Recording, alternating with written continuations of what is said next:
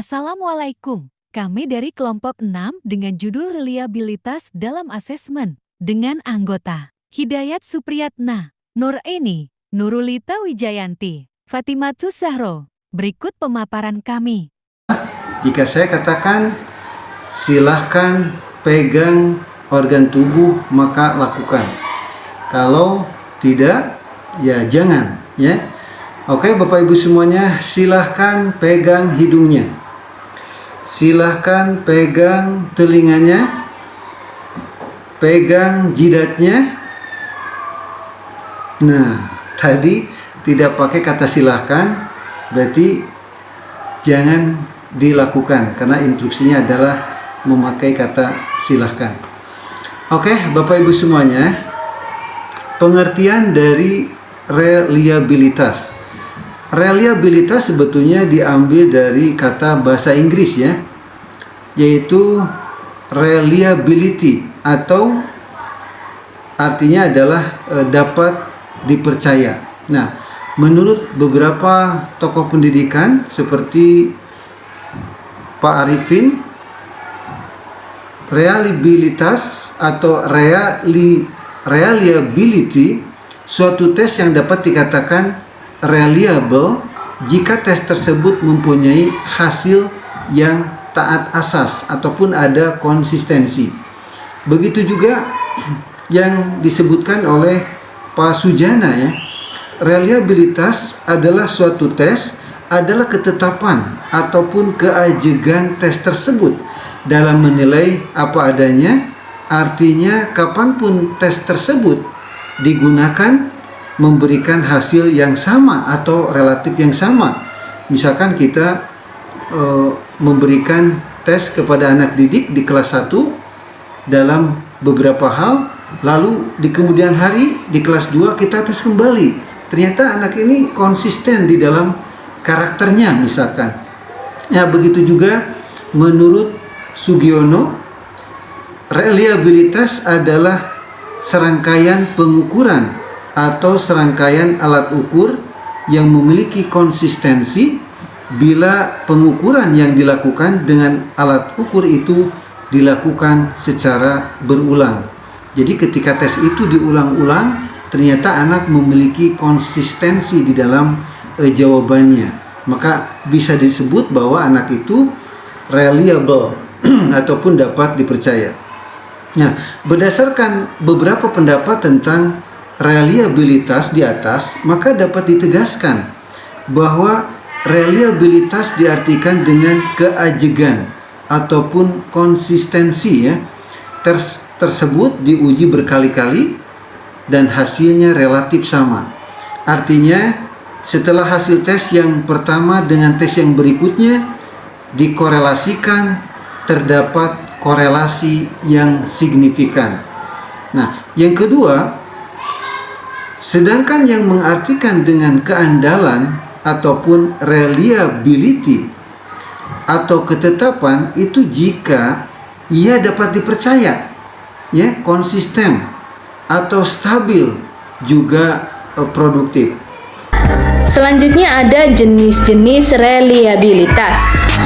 Yang pertama yaitu reliabilitas stabil. Reliabilitas ini mengacu pada waktu. Yang kedua, reliabilitas terwakili. Reliabilitas pada jenis ini adalah reliabilitas yang mengacu pada keterandalan masing-masing kelompok. Dan yang ketiga, ada reliabilitas seimbang. Pada jenis ini menerapkan banyak indikator yang dapat dioperasikan ke semua konsepsi pengukuran, sehingga kesetaraan keandalan akan penggunaan dua instrumen untuk mengukur konsep yang sama pada tingkat kesulitan yang sama. Selanjutnya, macam-macam reliabilitas. Yang pertama, reliabilitas konsistensi tanggapan, yaitu reliabilitas ini selalu mempersoalkan mengenai tanggapan responden atau objek terhadap suatu tes tersebut apakah sudah baik atau konsisten. Dalam artian, tes yang telah dicobakan tersebut dilakukan pengukuran kembali dengan objek yang sama. Apakah hasilnya masih tetap sama dengan pengukuran sebelumnya? Jika hasil pengukuran kedua menunjukkan ketidakkonsistenan, maka hasil pengukuran tersebut tidak menggambarkan keadaan objek yang sesungguhnya. Yang kedua, reliabilitas konsistensi gabungan item, yaitu reliabilitas ini terkait dengan konsistensi antara item-item satu tes atau instrumen apabila terhadap bagian objek ukur yang sama, hasil pengukuran melalui item yang satu tidak konsisten dengan hasil ukur item yang lainnya, maka pengukuran tidak dapat dipercaya. Selanjutnya, hal-hal yang mempengaruhi hasil tes.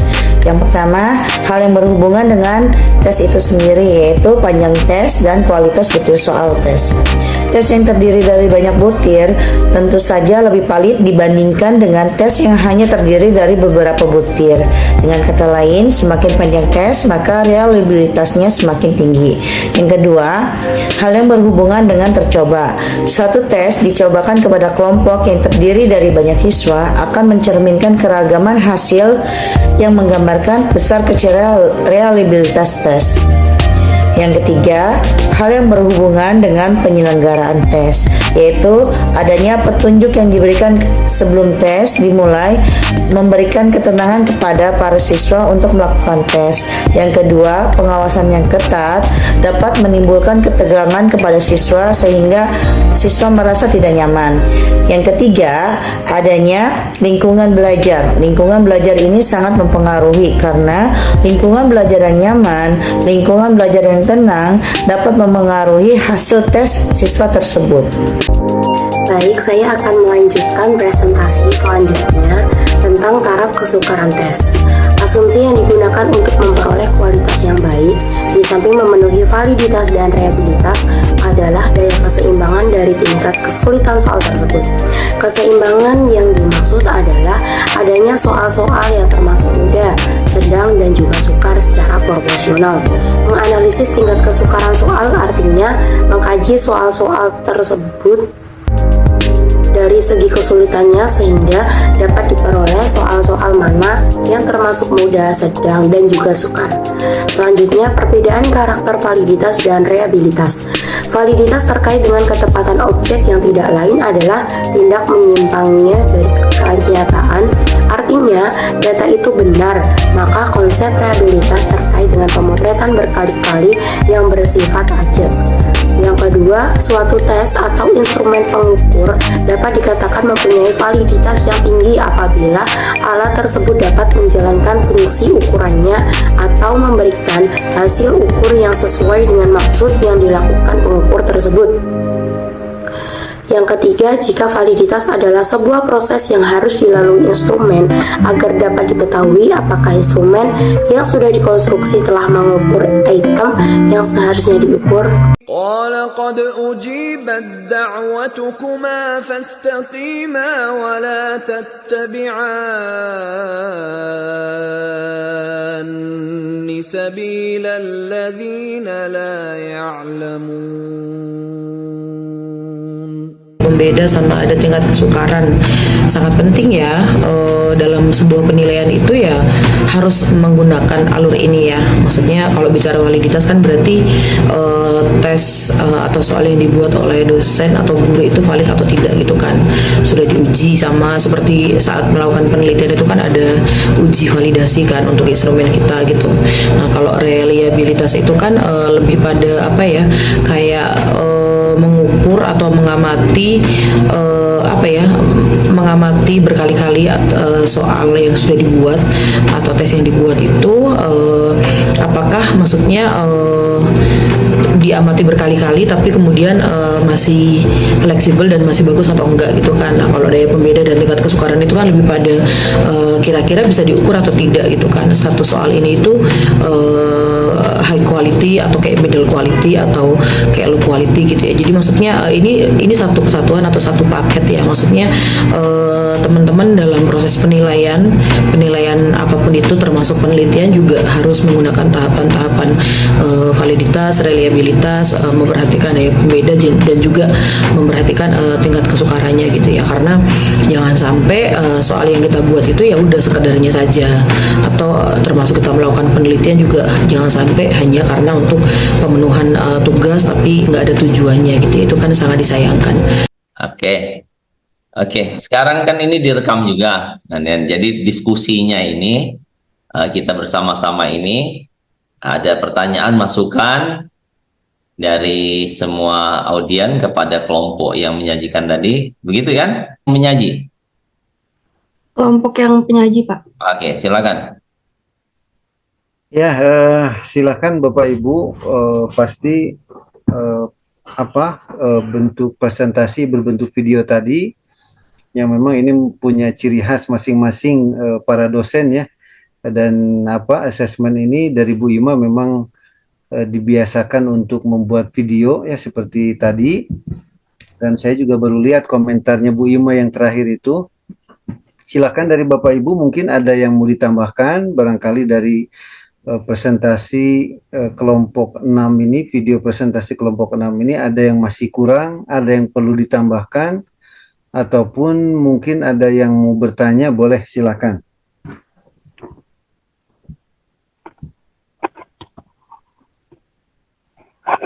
Kalau tidak ada berarti kita tutup. Kalau nggak ada kita ngopi-ngopi. Bu Repi tuh. Berarti sudah mengerti. Oh ya Bu Repi, mangga silakan. Iya nih, ya, Assalamualaikum warahmatullahi wabarakatuh. Terima kasih atas waktu yang telah diberikan kepada saya.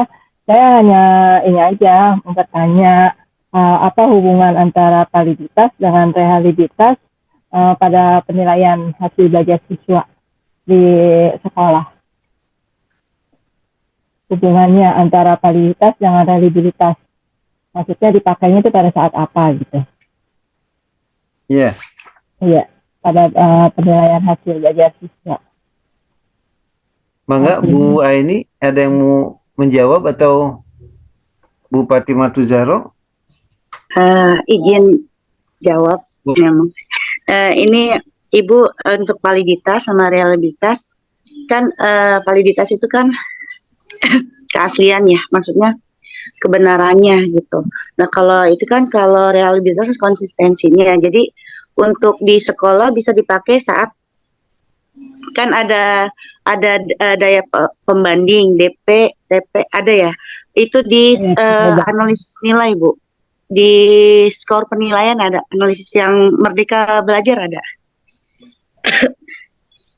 Iya memang ada. Maksudnya implementasinya gimana gitu Bu? Didiskusiin kan. Maksudnya didiskusikan bagaimana gitu. Mungkin di saat penilaian kan ketika kita sekarang kan asesmen ya namanya di Merdeka Belajar ini. Di saat penilaian ini kita menguji seberapa kemampuan siswa Bu. Jadi nggak cuma sekali. Ketika uji satu sama kayak yang tadi kan ada yang berulang tuh. Reliabilitas yang berulang tuh yang jadi ketika satu diuji hasil konsistensi sama dengan yang kedua berarti itu keajegannya teruji. Kalau misalnya tidak sama atau tidak validitas berarti tidak termasuk tidak valid gitu ujinya. Atau mungkin yang lain bisa bisa ditambahkan sama yang lain Bu Nurlita, Bu Fatimah.